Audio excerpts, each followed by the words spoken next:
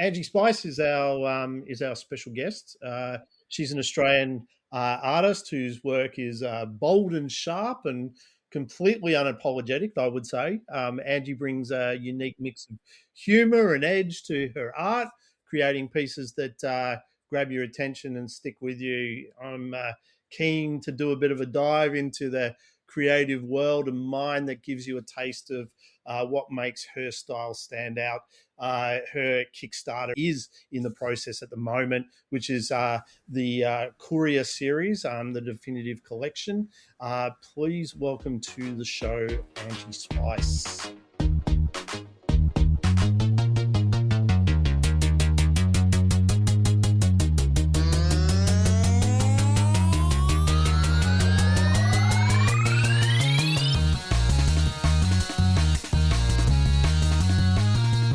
Angie, welcome to the show. Thank you. It's great to be here. Thanks for having me. Yeah, and we were just talking offline, and it's been quite a number of years. I think we sort of worked it out to it's about 10 years since we sort of last chatted. All things. Yeah, I'm trying to think where we. I'm trying to think where we first crossed paths. Yeah, so it was probably when I was in doing Melbourne the Watch a Show podcast back in the day, and Oh we yeah. were doing all the comic circuits at that stage, doing interviews. So I Mhm. would probably have to dig it right out of the archives. Probably our first sort of meet. But yeah, that's probably way back then, back in Melbourne days when we had only two cons, and now we've got so many. It's fantastic reach for locals like yourself in the comic scene. Yeah. Yeah, I can't keep up with all the new conventions. I feel old all of a sudden. I was going to say, yeah, you probably you'd be a veteran now. How long have you been I'm getting there. in the comic scene for? Yeah, well, I'm actually approaching my 10-year anniversary of releasing the first issue of Courier. So Yeah, yeah, 10 congratulations. That's great. years. 10 years. Yeah, thank you. It goes so quickly though, and Mm. I wish I could go back in time and say, oh, maybe we should get on with it. I don't know. I always say that, but yeah, I wouldn't have changed anything. So Yeah, and tell us a little bit yeah. for those that that aren't familiar with your work. What would you classify your style as? Yeah, I would say it's definitely got the anime and manga influence. But all in all, it's about progression. So Mm. it's really about just getting started. My style is about doesn't matter how skilled you are. It's just about going for your dreams. Yep. And yeah, even my current Kickstarter is I'm trying to convey that message as well. That just if you have like an aspiration to make a comic, go for it. But yeah, I do have that influence of anime, manga, and then a mix of all my other influences. Yeah, yeah. Mm, Are yeah, you yeah. influenced by anime and manga? Are you a fan of that genre, or is it that just Yeah. style you gravitated towards? No, I think it's because that style of storytelling in particular really it won my heart over. But I just knew from that moment I wanted to make Mm, stories mm, because the emotional context really resonated with me. The sort of inner dialogue of manga and anime, especially for kids or people that can't really express themselves very well. I mm, found it like a way that I could express myself mm. because in Japanese culture, a lot of their dialogue is inner, what they really think, and then the outer, they have to sort of just people please and stuff. Yep. So I really resonated with that style Yeah, of no, inner that's dialogue. that's Yeah. fantastic. Well, I mean, Mm. your style also too is it's probably more sort of current now than it was 10 years ago, which is really interesting, right? Mm. Because I mean that lift and that uptake of anime and manga has really Mm. sort of taken off in Australia. I mean, it Yeah. was always It there, has. Yeah. but Uh huh. it's definitely more now, I would say, than ever, which is great for Oh yeah, artists like like now yourself. I'm really an outsider. Yeah, Yeah, I'm a bit of an outsider now because I even cause I'm cross promoting now with other people that are running Kickstarters as well, and I yeah, approached this girl that's yeah. very anime, And I said, oh, you want to cross promote? She's like, oh, I don't really think your style really resonates with my audience. I'm like, well, fair enough. No, but she wasn't just talking about style. She was also talking about genre as Yeah, well. sure. Because my work's historical fiction careers anyway. And a lot of people do fantasy or something very different to that. So they're kind of like, what's going on here? Because I love I love World War II and I love history. And I guess that's what inspired a lot of Courier to. Some people, I mean, it's like any genre. It's not for everyone, right? Like we all have our favorite genres. Well, you look at Yeah. you look at some of the sort of the more famous, anime or manga, and they're all set during period times. So, Yeah. there's a lot of popularity around those. In regards to Courier, maybe for our listeners, give them a bit of a brief on Courier, and then we'll talk a little bit more about your Kickstarter. Yeah, so Courier is it's set in 1940s Tasmania. For context, I grew up in Tasmania, not on the mainland. Tasmania is it's a state in Australia if you're not Australian, and I actually grew up on King Island, which is an island off Tasmania. But I wanted to write a story set in Tasmania that was an Australian story. Tasmania is very different to the rest of Australia geologically. So there's lots of rainforests and it's very lush and it's very mountainous and there's the Tasmanian tiger. And I thought, wow, that'd be a really good setting for a story. So I gave myself a month to create a comic because I hadn't created anything. And I was just sort of waiting around for someone to be like, hey, do you want to draw my comic? Or I was waiting around for an opportunity. So I gave myself a month to create a comic and I came up with the idea of a courier. So the reason that being is that Geraldine, the main character, she is looking for the thylacine. So if she's working as a courier, she has a way to look for it around Tassie. And it's set during the Second World War. So it's a time where women were entering the workforce. So it's very historically relevant. Yeah.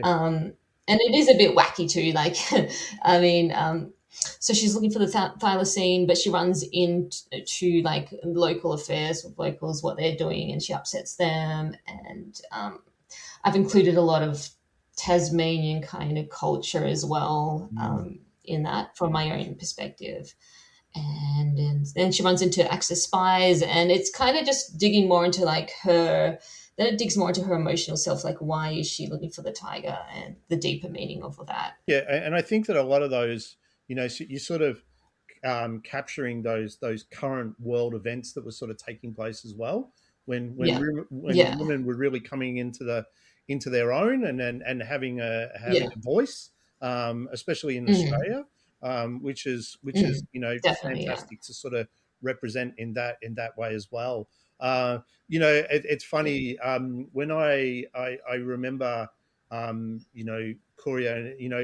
I love a good, strong, independent female character, and I think that you pose that really well in these books, and I think that's fantastic that representation is there.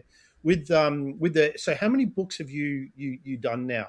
Because I know that you've got volumes 1 and 2, is that right? And now you're putting it as a collected works. Yeah, so originally I had 6 original issues, but I do have a Courier 0, which makes it 7, but 0 is a half issue, so it's kind of really 7 issues. But in terms of like, they were released as American format size, so 24 pages, but there's some of them actually have a lot more pages. So, but yeah, there was 7 different releases, 2 volumes. So volume 1 I did release a couple of years ago. Volume 2 is its debut print for the campaign I'm running. And I'm making a brand new chapter, which is a prologue chapter, which is really exciting. Yeah, that's fantastic. I'm really excited to do And that. that prologue chapter sort of leads into the first issue. Is that right? This is your issue? Yeah, it does. Yeah.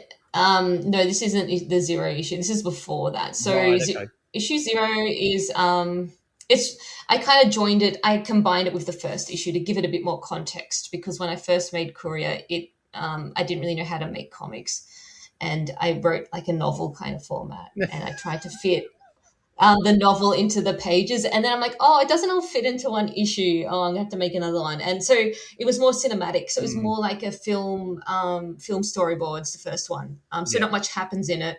So I wanted to create the issue 0, which is context to going back to her past, where she's like it just sort of contextualizes why she is obsessed with thylacines. So she went to the zoo with her father all the time, and they went to see the tigers at the zoo.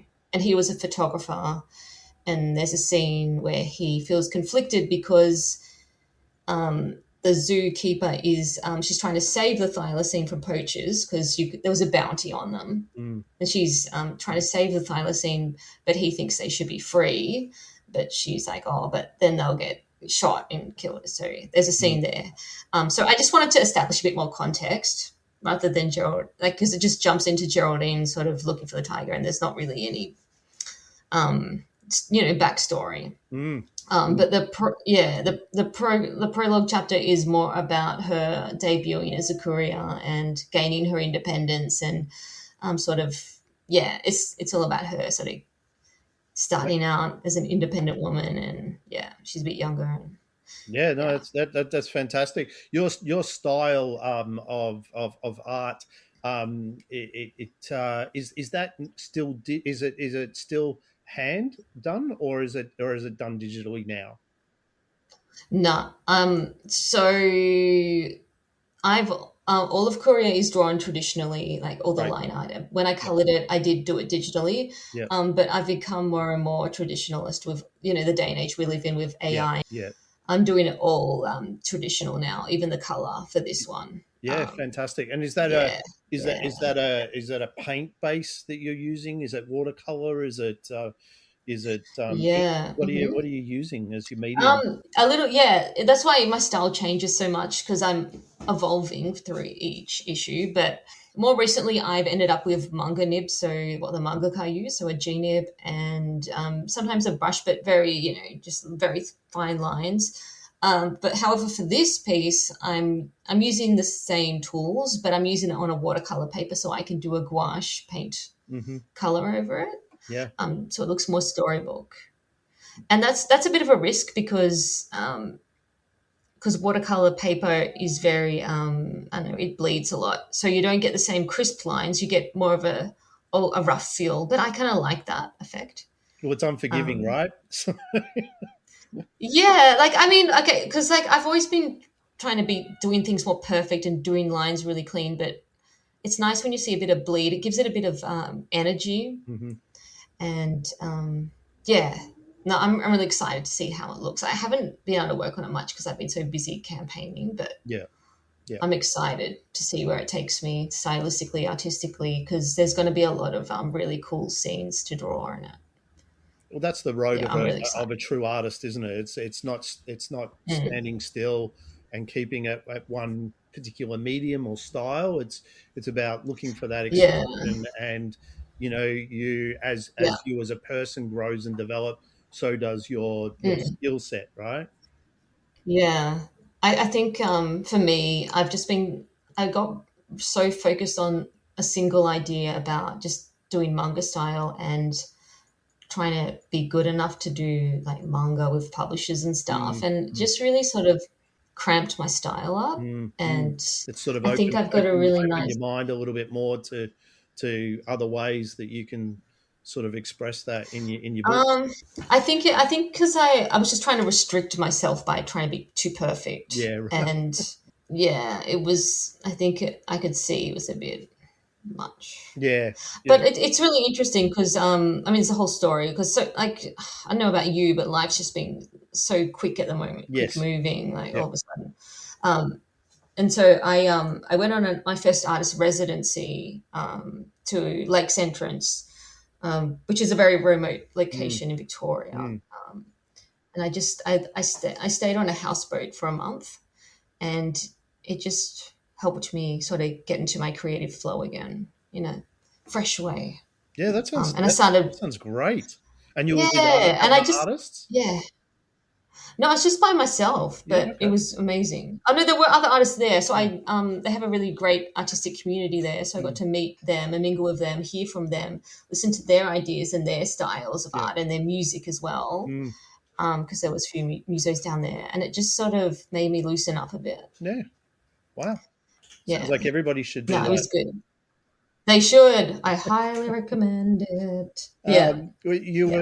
were talking about at the beginning. So when you were talking about, you didn't really know how to do a comic at first, and I think a lot of Hmm. Australian artists, over the years that I've interviewed, all say the same thing, and it's all Yeah. a process of learning and error. And what would Hmm. if you could go back and tell your 10-year ago self, or if you had somebody who was asking you, you know, how do I start my first comic? What advice would you sort of give them? And I mean, I'm not looking for the magic bullet here. It's just about, Mm. what would you tell yourself if you had that DeLorean time machine that you could go back and say, hey, here's a couple of things that I might be able to, help you with to get to where you want to be.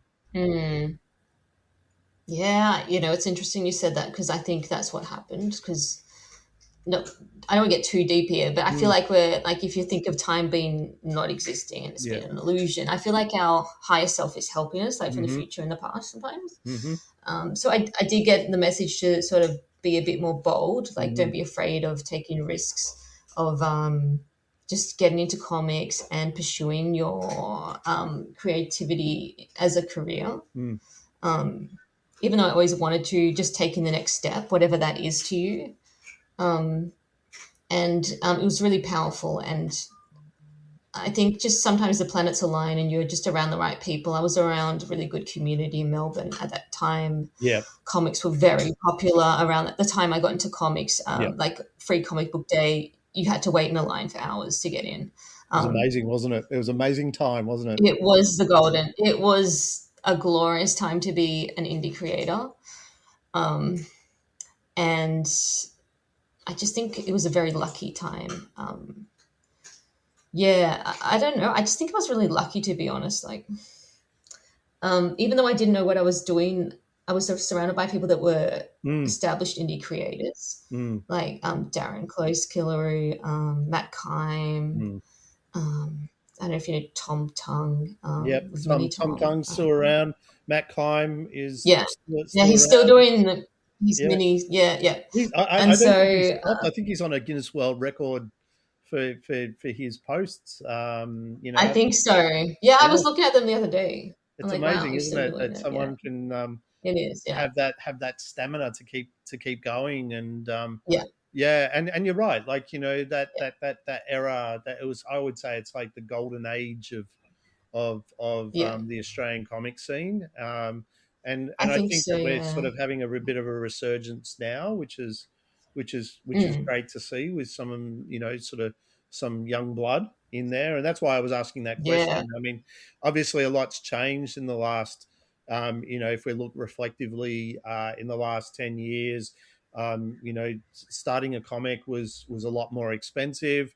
Digital was sort of just, Mm, sort of on the cusp of greatness. And mm, Kickstarter was really sort of at the early stages as well. And so now to produce a comic is very, it's like, the film industry or the TV industry, or the comic industry. If you want to do something, you can do it. It's very easy. It's very simple. I mm. think it's just about, um, doing it for yourself. If it was me, I I would think say, so. Yeah. do it for yourself. Yeah, Don't it's do a it good for one. others. Do it for Yeah. yourself, and then you'll find your Yeah. journey, will be a lot easier. That's what I need to hear. Yeah. Yeah. That's the other thing is that that's kind of how I started, but you end up falling into traps of, oh, I should do this. I should do Mm, this. I mm, should do this. mm. And that stagnates you. But yeah, you're so right. I need to write that down and print it on my forehead or Do something. it for yourself. um, Don't do it for others. Do it for yeah. yourself. And you never Yeah. know, right? With the way that social media is now, You don't know who's Mm. looking at your artwork. You don't know who's listening to, this podcast. They could be, Yeah, your biggest supporter, or your next biggest supporter, or a totally. company that's interested in your work. And Yeah, a lot of that, I remember talking to John Samariva, and he was saying that he was surprised that a lot of sort of those larger studios were following his journey and waiting for him to get to that point where they were ready to have conversations with him. So you just don't know, wow. but you can't be thinking about that when you're doing this work. It's more about you know fulfilling that dream that you have in the beginning, and I think that along the way Yeah, with that passion comes whatever success that looks like for the individual. I think so. Wow, So you're so well said. Mm. well, I've been a bit No, of a it really was. veteran too, right? So Yeah, it's again, it's that time machine and looking, from a perspective of what would myself tell my 10-year-old self. If I went back and said to my 10-year-old self, you're going to have this podcast and you're going to have all these people that are really interested in the Australian scene, I wouldn't believe it. And so I think that's what makes this exciting. So with regards to your with your Kickstarter, maybe tell us a little bit more about that, and what can people expect if they back the book. hmm yeah. So, God, there's a whole story, but I probably don't want to tell you the whole story. You can tell us as Um, long as it's short as you like. It's entirely up to you. okay. So yeah, last year, I decided, I want to change a lot of what I was doing. So I've been independently self-publishing for almost 10 years, and I'm Mm. like, oh, I got to really work with other people. I want to change it up. I want to work with an editor. I want to work with publishers. So I started pitching to publishers. Well, I didn't really get very far, and I started applying for grants because I just needed a bit of I don't know, support or Mm. something different. I needed to print my books like as well. Like I ran out of books. I ran out of Courier books, and I wanted to print the second one. So I did come across a Match Labs grant, which is a grant that anyone in Australia can apply for if you're a creative individual or business. I think. I could be wrong, but if you're a creator and you have a fundraising project, Mm-hmm. then you can apply for this grant, and if you get it, they will fund up to like $10,000 or a certain amount of your campaign. Anyway, I applied for it thinking, it was a good experience to apply for, and then I forgot about it. And then during this year as well, I was like, oh, I really need a break. I'm really burnt out. I was just really burnt out. And I'm Yep. like, I need to do an artist in residence. So I just decided to do that artist in residence at Float in Lakes Entrance where I was on the houseboat. Anyway, so I planned to go there. And then 2 weeks before going there, I realized I get this grant. And I'm like, oh, okay. And I was stressed because I was going to spend a month on a houseboat, and I'm like, oh, I've got to plan for this big, massive grant, like Yeah, fundraising yeah, is a big opportunity. And I was a bit stressed about that. And so just before I went to Lakes Entrance, I went to Melbourne because I'm in Wodonga right now. I rushed down to Melbourne for a little Match Labs clinic, which was mm, really good. I learned a lot about fundraising through that. Um, and yeah, so I got the grant, and then I thought I had like all of this year to raise that money, but it turned out I only have till the end of this financial year. So I was like, ah. And so then I was away for a month in Lakes Entrance, and I'm like, oh, okay. So I applied to reprint Courier Volume 1 because it was sold out, and I needed to print Volume 2 of the complete Courier series. But once I got it and I applied for a $10,000 MatchLab grant, I'm thinking I really need to do something new for Courier for it to be a bit more, spicier. yeah. Like, yeah, not in a spicy other Not in a genre that spicy you might bad be. way, but in a Um, spicy good yeah, artist way, I, right? in an Angie Spice way. Yeah. Yeah. And so I thought, oh, I really need to make a new comic. And me being like the way I am, it's like I need to create the comic before I run the campaign.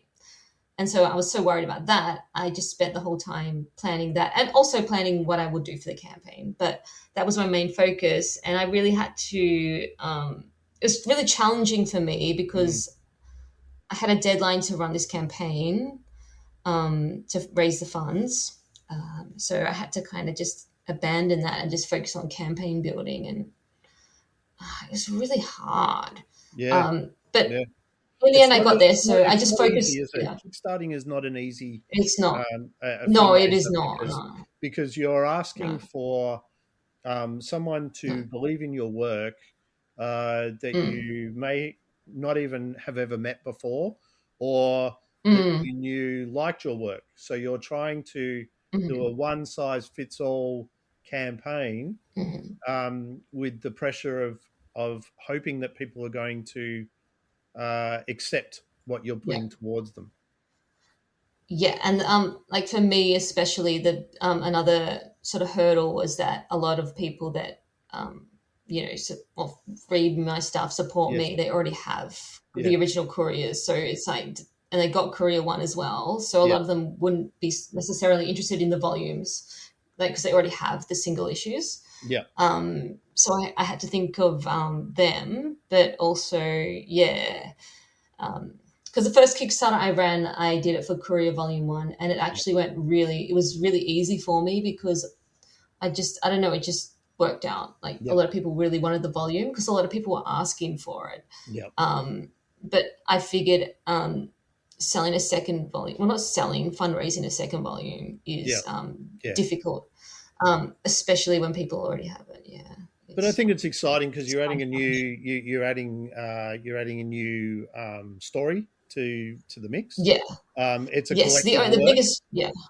so you're Yeah. picking up on extra on those that may have only got volume one or have only seen volume two. There are quite a few people that want volume two, but they've already got four, five, six. So, Yeah, right. um, what I was going to say is it's been difficult because I haven't really created enough of Courier on the Run to use it for campaigning. If you run a Kickstarter, it's a lot easier if you have a brand Mm, new thing. yeah. Um, but having said that, it's been really good because it's made me be very creative with the Mm, series I have, mm, and a lot of people really want new Courier stuff anyway. yeah. And there's not just the Courier issues. There's also like original art. So if you've already read it and you've got the books, you can get some original art. Mm, mm, So there's some really cool original art pieces up there, and there's also some sessions about how to self-publish. So mm. if you wanted to learn how to self-publish, I'm going to start teaching that because I'm passionate about that actually. That's fantastic. That's Just really, really good. yeah, yeah, because I think even if you're just a novelist and you Mm, want to learn how to self-publish, I won't like necessarily teach you how to write a novel, but I'll teach you how to get your book together yeah. and get out there. I Yeah. won't really necessarily teach you how to be a bestseller. I can't guarantee that, but I can show you how you can go about it in a way that fits you.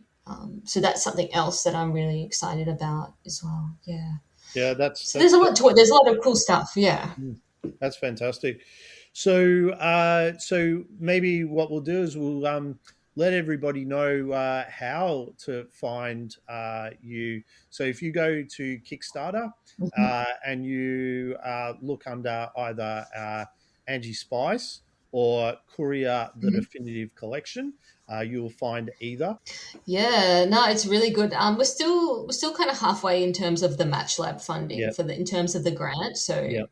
Yep. um, I kind of learned the hard way that you should have a lower funding goal on Kickstarter Yep. because if you don't, even if you get close to it, you won't Mm-hmm. get it funded. And that actually Yep. happened to me last time I ran a campaign. I got Yep. raised $4,000 to print Courier Volume Two. I did do a lot of mistakes for that campaign, and it was humbling. Mm. But all in all, I effed it up because I made the campaign goal too high.